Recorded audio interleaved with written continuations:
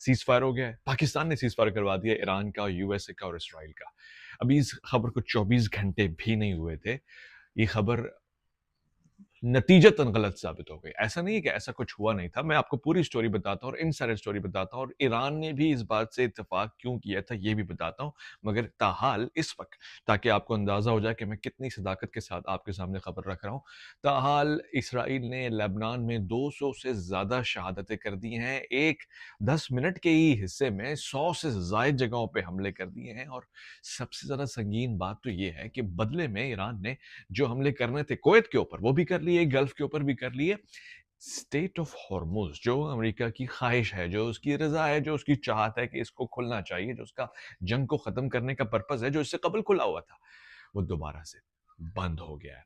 State of Hormuz बंद हो गया, यानी दोबारा से वही ग्लोबल मार्केट का इंप्रेशन लॉक हो गया है। सारी कीमतें सब कुछ दोबारा से अपनी पुरानी पोजीशन के ऊपर आना शुरू हो जाएंगी। और ईरान ने दो टोक कह दिया है कि अगर लेबनान के ऊपर जंग होती है, हिजबुल्लाह के ऊपर हमला होता है, हिजबुल्लाह के साथ लड़ाई जारी है, तो समझ ले हमारे साथ लड़ाई जारी है। अगर हम या दीगर जो जिसको कहा जाता है कि ईरान के प्रॉक्सीज हैं उनके साथ लड़ाई जारी है, तो फिर हमारे साथ लड़ाई जारी है। अब आप कहेंगे अगर यही होना था तो फिर ये 24 घंटे पहले क्या हुआ? तो फिर सबसे ज्यादा हैरान कौन बात यह है कि ईरान ने इत्तेफाक क्यों किया था कि ठीक है, हम पाकिस्तान के ऊपर भरोसा करते हुए इस पीस ट्रीटी को आगे बढ़ाते हैं और हम 1 हफ्ते 2 हफ्ते इससे ज्यादा जाने को तैयार हैं, स्टेट ऑफ हॉर्मुज भी खोल देते हैं। सुनिएगा, सिचुएशन बड़ी गंभीर है, कोई भी आपको इस हवाले से नहीं बता सकेगा, मैं भी अपने खदशात तज्जिए के साथ रख रहा हूं, मगर इंपॉर्टेंट बात है। सिलसिला यह है कि डोनाल्ड ट्रंप ने जंग के इस आखिरी हिस्से में आके सुबह 7 बजे बुध का जो वक्त रखा था उसमें 90% चांसेस डेवलप कर दिए थे। ऐसा मैं ये नहीं कह रहा कि होने जा रहा था, 95% चांसेस ऐसे डेवलप कर दिए थे कि ईरान के ऊपर ट्रंप न्यूक्लियर हमला करेगा। जब उसने कहा कि सिविलाइजेशन मिटा देगा, जब उसने कहा कि पूरी नस्ल मिटा देगा, वो कौम, वो कबीला, वो नस्ल मिटा देगा जिसकी तारीख है, जिसका एक कल्चर है, यानी बदले में अगर वो कहते हैं कि हम भी तुम्हें पत्थरों के जमाने में फेंक देंगे, तो अमेरिका की इतनी पुरानी तारीख नहीं है, वो तो बहुत ही फ्रेश 100 150 200 साल, यानी ईरान का तो हजारों लाखों सालों के ऊपर पुराना कल्चर मौजूद है।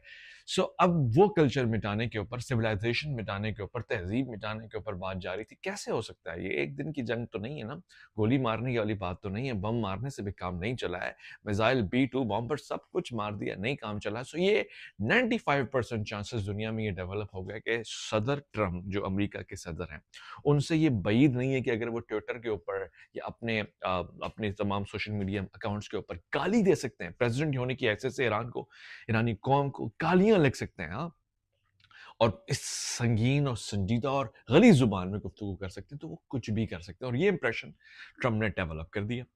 दुनिया को ये यकीन हो गया कि ये न्यूक्लियर मारने वाला है, न्यूक्लियर मार देगा। और फिर ईरान को पाकिस्तान ने कन्विंस कर लिया कि अगर आपने अब इस जंग को नहीं रोका और यूएसए की इस सीज फायर रिक्वेस्ट को अप्रूव नहीं किया, और उसी रिक्वेस्ट को जो हमने अमेंडमेंट करके थोड़ा सा चेंजेस करके आपके सामने रखा है, जिसमें आपकी बातें भी हमने रखी हैं, तो उसका नतीजा ये निकलेगा मियाँ।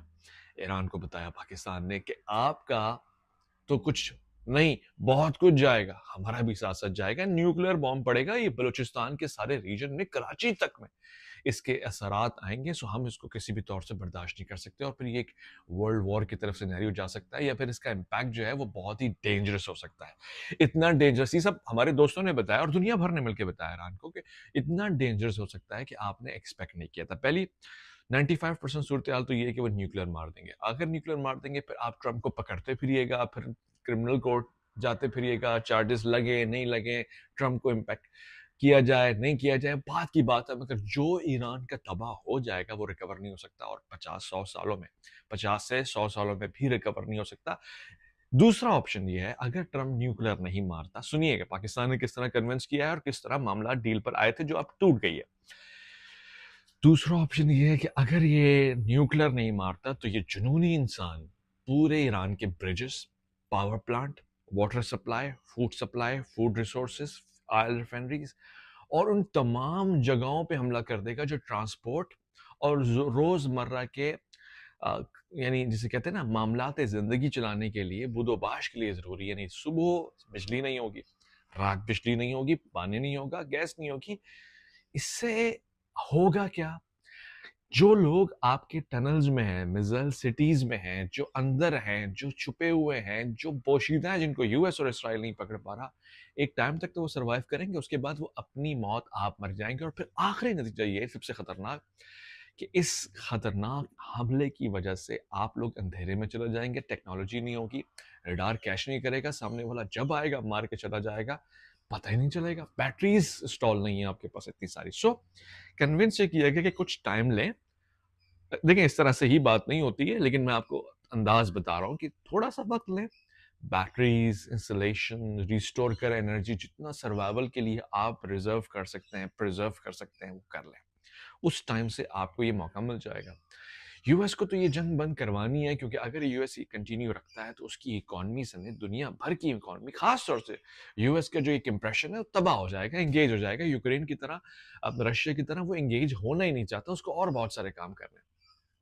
सो इन मीठी-मीठी बातों से, जो बड़ी जेन्युइन बात है, मैं ये नहीं कह रहा गलत बात है, कन्विंस ये किया गया कि अगर इन सब चीज़ों को आप चाहते हैं कि वहीं रहें और चलती रहें और आप अपना इंप्रेशन भी कायम रखें, और ख़ुद पाकिस्तान के लिए ज़रूरी है कि जो मौजूदा हुकूमत है, जिसको रेजीम कहा जाता है, जो इविल रेजीम सुनाई दे रहा है डोनाल्ड ट्रंप के अल्फाजों से, वो वहाँ कायम रहे, तो फिर पाकिस्तान को सपोर्ट करनी होगी, और वो सपोर्ट ऐसा है कि अब मान लो, अभी मानने वाला मौका आ चुका है। हम गल्फ की बात की वजह से नहीं कह रहे, हम आपकी वजह से गल्फ के सामने खड़े हुए यूएई को हमने पैसे मुंह पे मार के दिए, वापसी देने को तैयार हैं, सऊदीया को भी, दुनिया भर को। मगर यहाँ पे हमारी बात बहुत इंपॉर्टेंट है। सो पाकिस्तान को जो जो स्पॉटलाइट मिली वो बहुत इंपॉर्टेंट थी, और उसको हमने एंजॉय किया।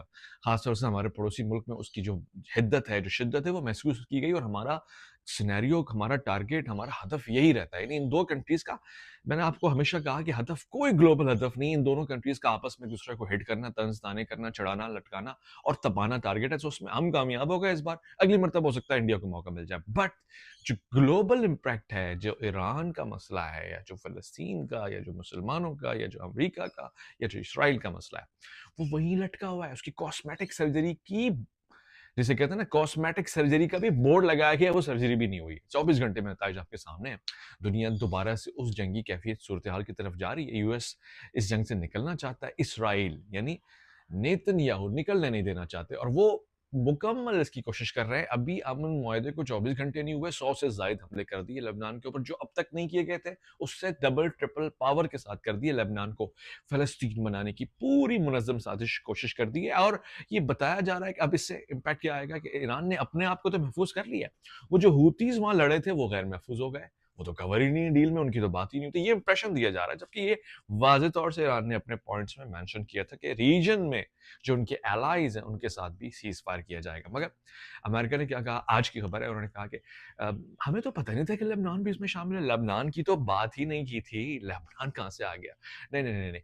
सो ये अब इस तरह के बहाने होते हैं। असल में वहाँ क्या गेम चल रहा है कि नेतन्याहू नहीं चाहता कि जंग रुके, तो उसने अमेरिका को कहा था कि कॉन्ट्रैक्ट में तो लेबनान तो हमारे हवाले किया था आपने कि इसकी पिटाई करो, जितना मार सकते हो मारो, उसको फ़लस्तीन बना दो। सो आपने अगर ईरान के साथ डील कर ली है, it's between you and Iran. Lebanon को हमारे हवाले छोड़ो, क्योंकि हमारी बॉर्डर खतरे में है। हिज़्बुल्लाह हमें यहाँ से मारती है। 100 से ज़ायद मरकबा टैंक उन्होंने तबाह कर दिए हैं, तो हम तो अपने इस इंतहाई सीरियस खित्ते को जंग की आग में धंस चुके हैं। मज़ीद इससे निकला नहीं जा सकता। तो आप ये मत कहना कि उन्होंने सीज़ फायर कर दिया। हम तो अपनी जगह मार के रखेंगे। डोनाल्ड ट्रंप निकलना चाहता है, नेतन्याहू नहीं। पाकिस्तान निकलवाना चाहता है, ईरान नहीं। इसकी वजह ये है कि ईरान इस पोज़ीशन में आ गया है, जिसे कहते हैं ना, मरता क्या नहीं करता। यानी अब हम डू एंड डाई की सिचुएशन पे, वो कहते हैं यही पोज़ीशन पे खड़े होके लड़ेंगे, तो छक्के मारेंगे, चौके मारेंगे, लास्ट विकेट पे पावर के साथ खेलेंगे, रोक-रोक के खेला तो जाएँगे। और ये बहुत क्लियर सिचुएशन है। देखिए, दुनिया भर में इस तरह के खदशात हैं। इस वक़्त मैं आपको लेटेस्ट अपडेट ये इस बात की बहुत इंपॉर्टेंट बता रहा हूँ। अभी आप सुनते जाएँगे, जंग ये रुकने वाली नहीं है। जो 12 दिन की जंग हुई थी, मैंने उस वक़्त आपसे कहा था, रुकने वाली नहीं है। ये जंग अपने मंतकी अंजाम तक तभी पहुँचेगी जब 2 में से एक बात हो जाएगी, या तो इस ईरान में जो मौजूदा रेजीम है, वो ख़त्म हो जाएगा, या फिर इसराइल मुकम्मल तौर से जो जो उसका सेटअप है, जो जो जो उसका ज़ायनिस्ट सिलसिला है, वो ख़त्म हो जाएगा। सो इन दोनों में से किसी एक बात, क्योंकि ये जंग अमेरिका को तो धकेला गया है ना। ये जंग जिन 2 ममालिक की है, बुनियादी तौर से जिस जिस कंट्री ने ईरान के ऊपर नाफ़िज़ की है, वो तो चाहता नहीं कि ये जंग रुके। So at the end of the day उसने बहुत कुछ करना है और बहुत कुछ होना है। पिटेगा कौन? मंदिर का घंटा कौन बचे बनेगा इसमें? अगेन आप जानते हैं, मुझे बताने की ज़रूरत नहीं है, दुबई और ये सारी गल्फ स्टेट एक बार फिर से पिटेंगी और अब रिटेलिएशन जब ईरान शुरू करेगा, अब स्टेट ऑफ हॉर्मुज़ मज़ीद संजीदा सूरत हाल पे जाएगा।